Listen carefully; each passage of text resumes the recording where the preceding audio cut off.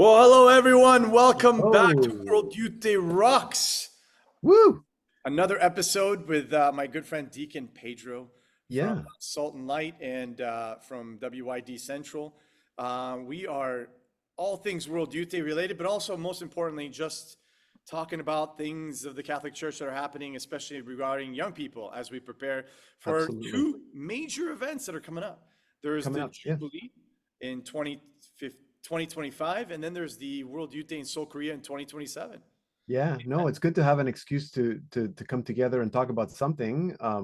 Because we had an anniversary over the weekend. We did. And then we also had a nice little hiatus break since Lisbon is kind of now closed in the books right after the World Youth Day that happened in Christ, the Feast of Christ the King, right? But the anniversary that happened this past weekend is a huge one. Okay, and so here's all I want to say today, Dario. Yeah. So here's my new philosophy of knowing whether you're too old for World Youth Day. If you were an adult in 1984, then you're too old for World Youth Day. But if you were still an adolescent or a child, or maybe not even born in 1984, then you're still good. Because in 1984, I was 15 years old. So I'm like right in that bracket. We're still Yeah. good, right? And can you imagine if you were the chaperone that brought someone to World Youth Day in 84 was the first gathering Yes, of young people. yes, It wasn't officially a World Youth Day until 1986, yeah, historically speaking. But yeah. if you attended the gathering that happened on Palm Sunday, 1984, that was 40 years ago. 40 years ago. Yeah, that's I was just wonderful. thinking to myself, like, my gosh, if you attended it even as a young person, like let's say you were 17 or 18 years old at that point, that's quite a history to remember. And like, Well, I wonder, and it'd be great to find someone. I mean, maybe over the weekend on Saturday, as we yes. celebrate that anniversary, maybe some people that were there 40 years ago showed up. Little did they know what that first, and I was going to say little gathering, but it wasn't that little, No, uh, 300,000 people were there. that they had no idea that that was going to become what we now know, this phenomenon of World Youth Day. Yeah, Yeah. I mean, just think of how crazy. it germinated from a 300,000 people gathering for the Pope calling people together. And then it was right in the midst of the year of the Redeemer. So he had introduced for the first time this cross, this bear cross. And the reason why behind the bear cross is I remember hearing a lot of people ask me is like, hey, Dario, why the bear cross? Why not a corpus on the cross? Because Christ, the resurrection, we must follow the resurrected Lord. Like the apostles who followed the resurrected Lord, we must follow the resurrected Lord. And so that's why you have the bear cross. It's different from the crosses, the crucifixes that we have in our Catholic churches to remind us of the sacrificial love of Mhm. laying down one's life in the Eucharist. It's a little different when we have the missionary cross. Yeah. Yeah. Absolutely. So we're kind of like jumping ahead, I think. So maybe for people that are trying to Yeah. figure out what the heck is going on. So April 14th, 1984 was the eve, so the Saturday right before Palm Sunday. And for some reason, I mean, there's lots of little stories here and there, and we can maybe talk about those if we have time. But for some reason, Pope John Paul II had this idea of inviting young people to join him. And I had thought that it had been at St. Peter's Square, but apparently it was in front of St. John Lateran.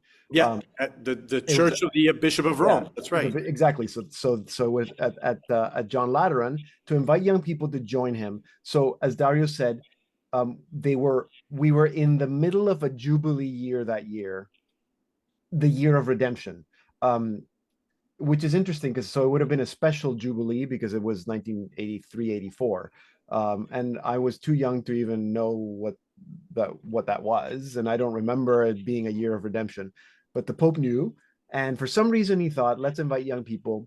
And the story that I had heard was that, skeptics were like, yeah, young people, nobody's going to show up, he'll have like 60 young people show up, although the official record says that they did expect about maybe 30,000 people, which Yeah. is not a huge gathering. I mean, it's a good sized gathering for when the Pope John Paul II At the time, at right. the time, right? So 30,000 people and 250,000, and some people say that as many as 300,000 showed up. Young people, again, mostly Italians, but also from other countries. And I was looking at the speech, Dario, and it's very interesting because he did the speech and then he addressed Croatians that were there. Slovenians that were there, and Portuguese people that were there. So clearly there were young people that were coming from other countries. And this was, I'm going to say, kind of in the middle of the Bosnia crisis. So it makes sense Yes. that there would have been maybe Croatians there, and Slovenians. But it's interesting that there were Portuguese young people there.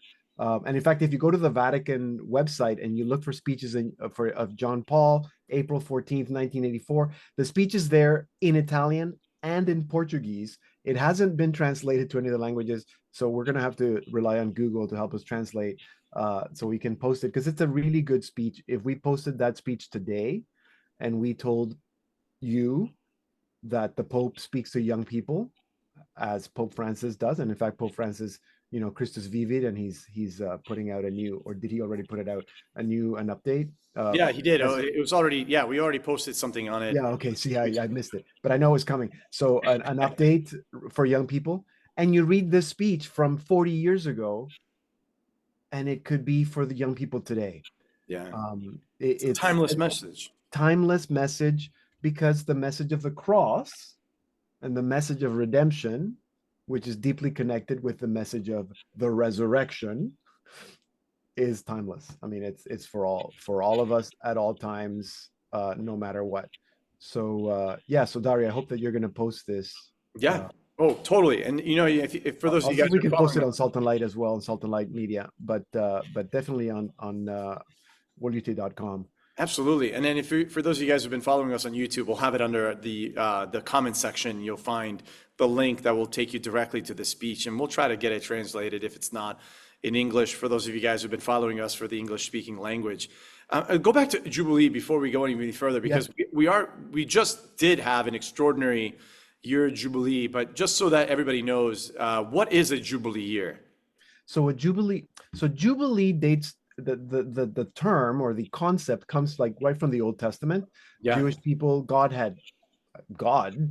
decreed that every after 49 years, so that's 7 years of 7 years, 49, the 50th year would be a year of Jubilee, and that would be a year where debts would be canceled, slaves would be set free, they would not reap their harvest, they would just let people pick from the field. So it was a year of, in a way, redemption, a year of renewal. The church adopted that concept. I don't remember which pope, thousands years ago, to kind of this idea of renewal as well. And it would have been originally every 50 years. right. So every 50 years, it would be a Jubilee year. And it's a year where you'd get special graces, indulgences, a year where you can focus on a particular theme. And then different popes changed it. So I think that it would have been like, at one point, it was every 25 years. I think, which is what I think it is now. I'm not sure. I think every Oh, it's 50 correct. years Yeah, now. it's Is every it 50 25 years years now? now. It's every 25 years now. So Yeah. those are the normal jubilees every 25 years. But then there are, as Dario mentioned, special jubilees, and that would be any time, as we saw most recently with the Year of Mercy. That I think most people probably remember the big jubilee of 2000, which would have been a Yes. regular jubilee, and everybody remembers John Paul II with that beautiful silver gold purpley shiny cape, opening the doors at St. Peter's Square. So there's a whole, actually, we do have a post at slmedia.org in our blog that explains jubilees. If people wanted to find out, maybe I'll send you the link, Dario, so That'd you be can great. go So that will connect the link so that you guys can all connect get the a link. chance to So see the that. jubilee. So this one that's coming up for 2025 is a regular jubilee, because it's 25. And that's what we're gearing up. And what Rome is doing, correct me if I'm wrong, because you probably know more about this, Dario, Yeah. but they're doing kind of different. Instead of doing one big celebration, they're doing kind of little jubilees as we go. And then Yep. next year, there's going to be a jubilee of youth, and a jubilee of journalists, and a jubilee of artists, and a Yep. jubilee of medical professionals or scientists. I'm not sure what they are. But that's going to be happening all throughout next year. And in fact, the messages, so it's almost like they've put World Youth Day 2027 Korea not on hold, because obviously they're preparing it, but the Vatican is not really focused on Korea yet.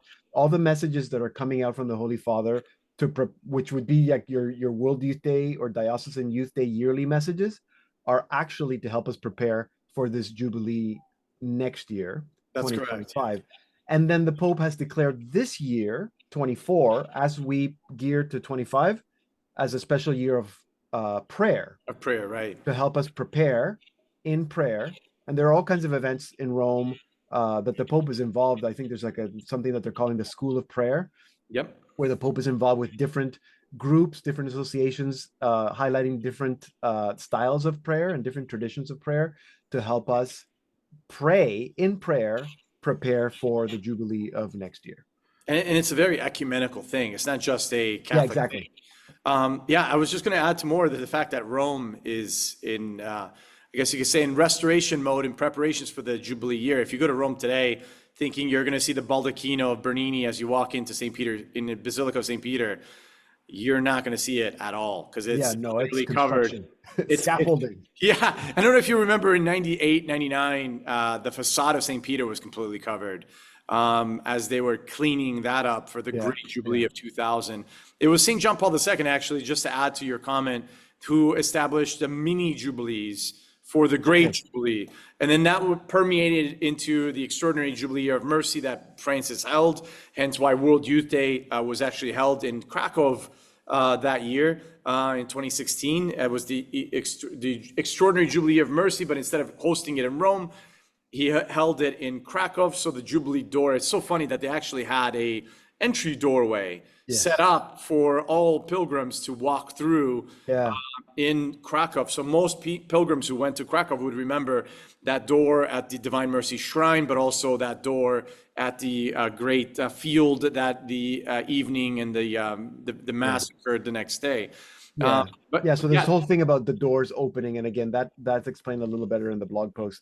But yeah, so traditionally the four main basilicas in Rome have doors that are opened. So St. Peter's, Lateran, Mary Major, and St. Paul outside the walls have only for the Jubilee year, mind you. And if you look, only, exactly. So then they're closed right, for 25 years. But Pope Francis, as to your point, he also established these kind of doors of mercy that I think will remain in yes, different countries. Because when he went to Bangui in East Africa, there was a Jubilee door, the door of mercy there. So I think that's also something that has remained.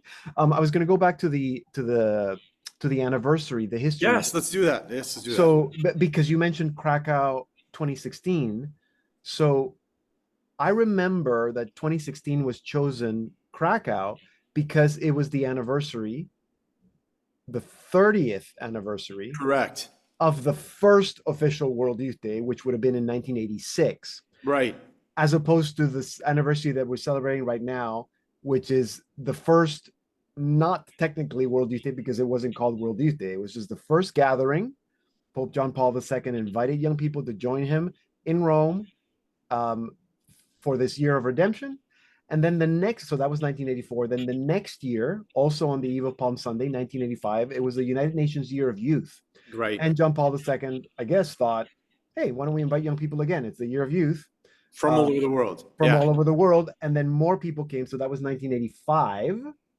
And by then there might have been a little motto of World Youth Day, which was Il Papa e Giovani Insieme, the Pope and young people together. I don't know if that started in 85 or for 86, but 85 had a logo. I was just looking when we started, I was looking at all the logos.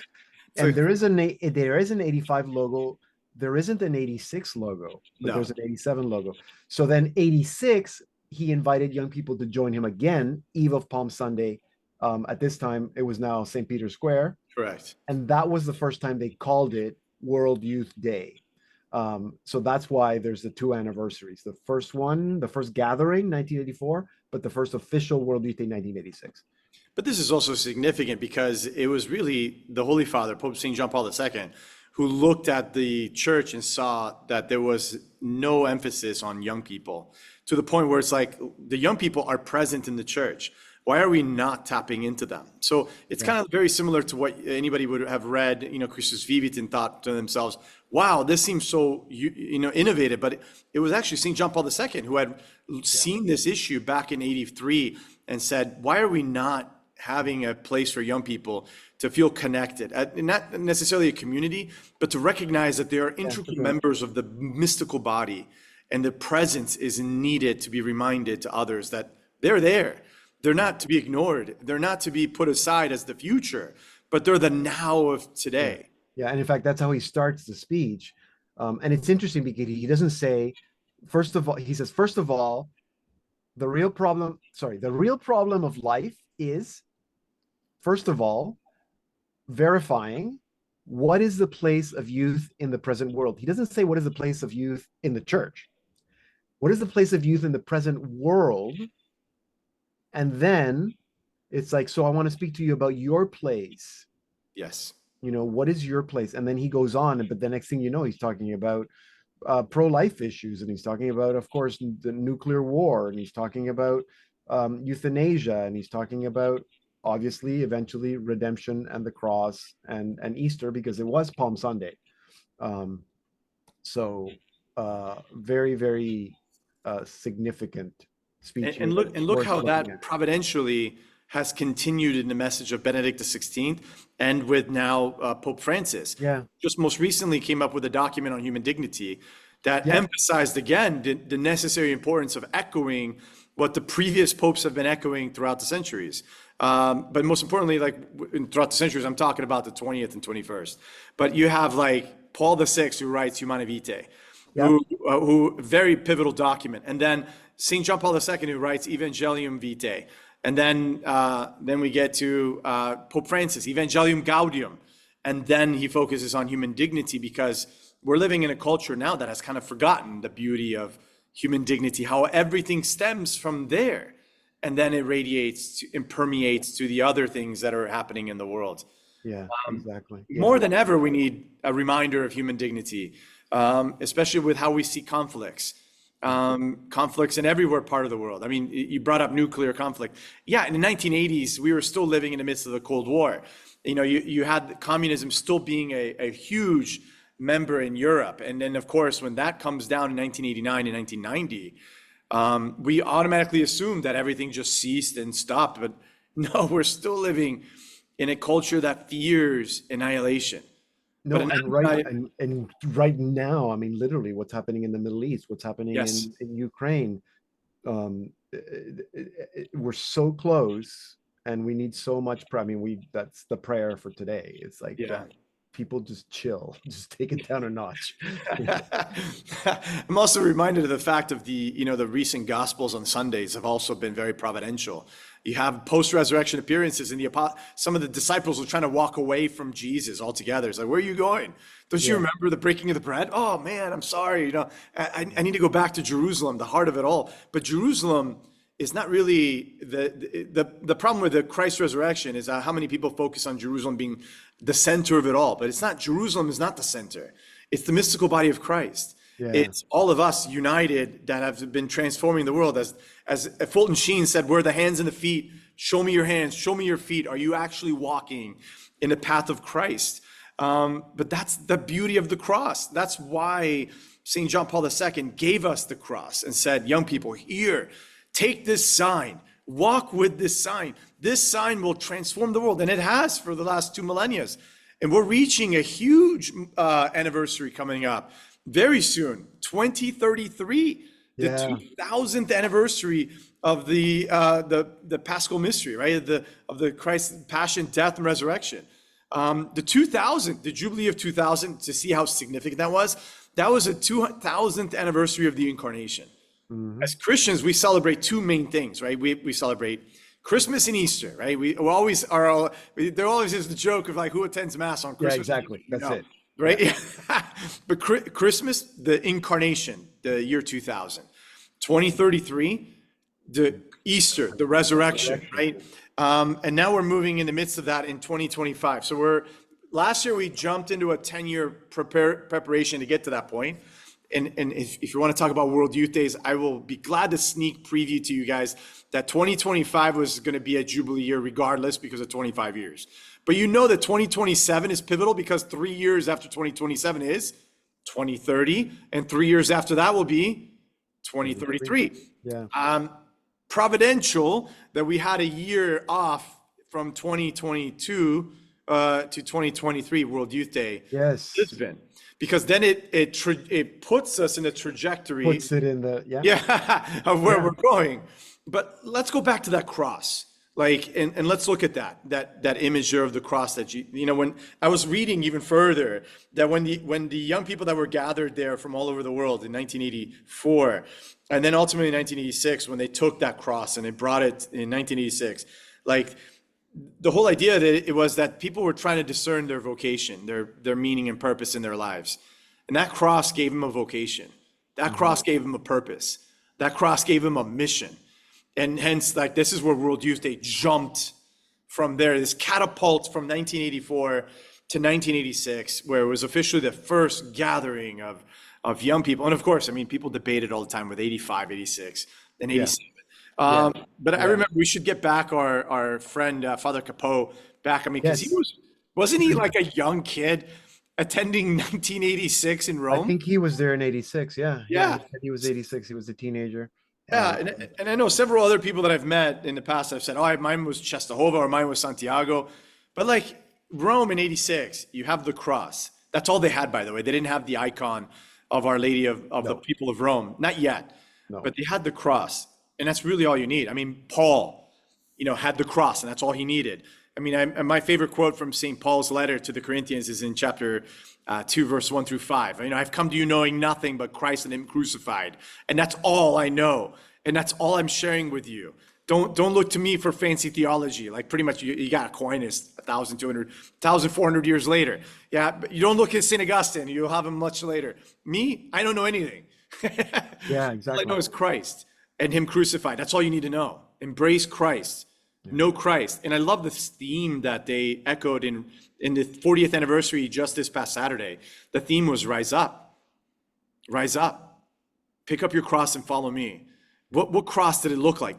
Was there a corpus on that cross when Jesus told them, pick up your cross and follow me? No. It was pick up that cross and walk with me. Rise up. Oh man.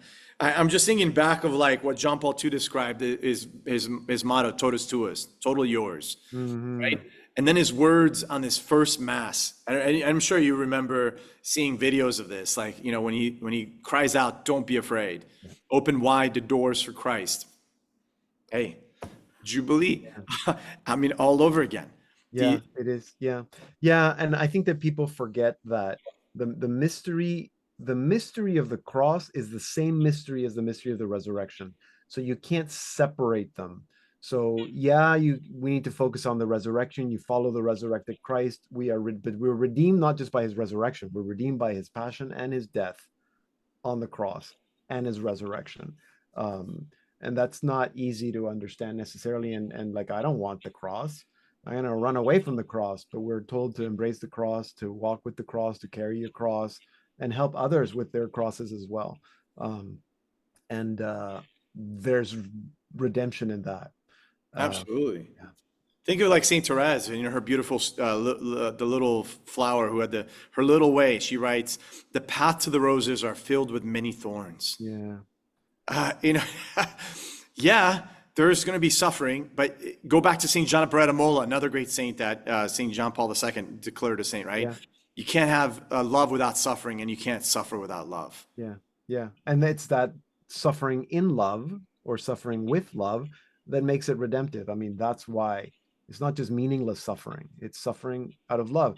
And for those of us who have children and who are married, maybe we can understand it in a very tangible way, because how many nights, Dario, have you spent, like awake all night because you have a sick child or you have to go to the hospital, or, it's like do you call that suffering? No, you just call it love. Absolutely. Right. And most importantly too, on top of that, love, it's meaningful suffering, meaningful love. Yes, it's with a purpose. Exactly. Jesus doesn't take the cross for no reason and just says, I'm bored. Exactly. Exactly. And but again, to go back to meaning, so the cross gives us meaning. So on Sunday, third Sunday of Easter, we're still in the gospel of reading various depictions of the Easter Sunday as Jesus appears to different disciples. So Jesus appears to the disciples after the two have come back from the road of to Emmaus, and that's when Jesus says in the Gospel of Luke, "Hey, do you have something to eat?" I love that. And Yeah. but it's like he gives them peace. Peace be with you. He gives them his presence. He says, it is I myself that am here. Yeah. And then he gives them a purpose. Go and be witnesses of what you have seen. And it's that purpose that the cross gives us, that purpose. And I think young people need to feel like they have a purpose, and maybe that's part of the crisis that the youth are suffering today. There's the opioid crisis and depression and thinking that you're the different biological sex. It's a spiritual crisis because they don't feel that they have a purpose. They feel that there's no hope, there's no future. The world keeps telling them that, we're going to destroy the world. There's environmental crisis, there's global warming, there's war in Ukraine, there's the Middle East. It's just like there's no hope, and they have no purpose. So then there's a spiritual crisis. So the Pope, and even in 1984, that's what that speech is about, is giving them purpose. It's like, you're part of this. And then he gives them the cross. He doesn't just give them the speech. And it's also interesting because I didn't know this, but he didn't give them the cross on that Palm Sunday Eve. He gave them the cross on Easter Sunday. Right. It took Easter to get the cross. Exactly. So that, again, full of meaning, and that's the cross. It's not exactly the same cross that we see at all the world these days, because that's the replica, because the original one has gone through a lot and a few repairs, but that original one is still in Rome at the Centro San Lorenzo, at the kitty corner from Vatican, from St. Peter's Square, at the Church of San Lorenzo, that is guarded. It's taken care of by the Shalom community.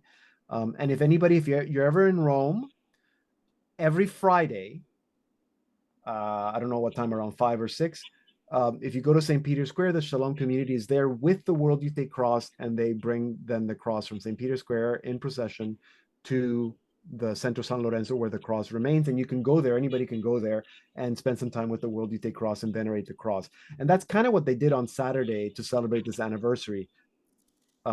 They had a little bit of an event at St. Peter's Square, and then they walked the World Youth Day Cross in procession to the Centro San Lorenzo, where there was an hour or so, I think, of venerating the cross.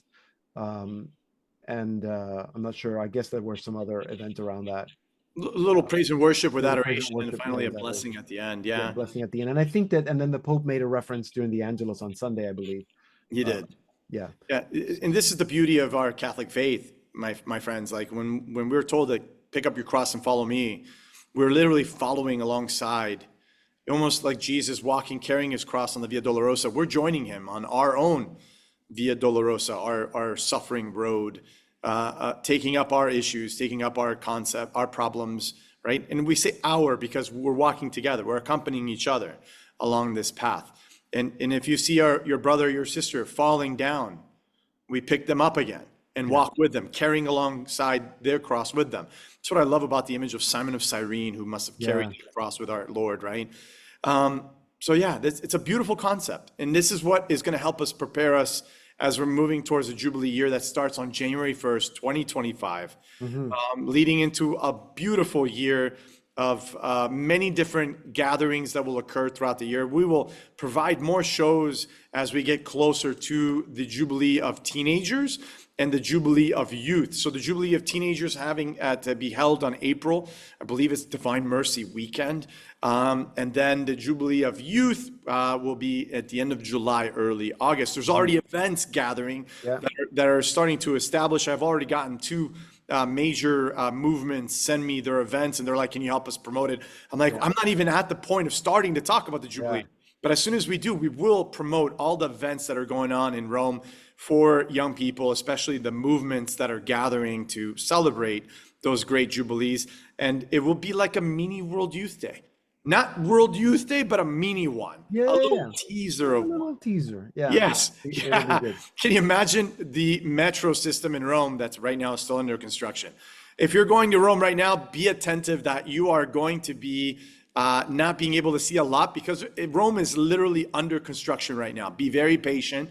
It's preparing itself for 2025. And I mean, I can't wait. The rumors are that over 35 to 50 million people will travel to Rome in the first 4 months, which just sounds exhausting to Rome, but it's like, we're coming back to finally being able to say, hey, look, we're all in now on this. Let's prepare for this Jubilee year. But I want to give a big shout out to the people at Centro San Lorenzo for all the great work they're doing. Keep up the great work. We're going to try to highlight their stories at the end of May. I'll be in Rome at the end of May interviewing some of them, listening to their stories about what it was like now, considering 40 years from this great gathering. Yeah. Beautiful things. A lot of great things are happening, my friends. And Deacon Pedro and I are very excited to continue giving you guys a little bit more teasers from our expertise, as like we just want to hand on to you guys the experiences that we've been given, knowing that even though we still remember all those great World Youth Days and we still attend them as journalists, we really want you to be able to be the ones that carry that cross, that joy. We'll walk with you and we'll carry our own, but we want you guys to experience that World Youth Day experience, right? And to be able to go to the one in Seoul, Korea in 2027. It'll be a great adventure.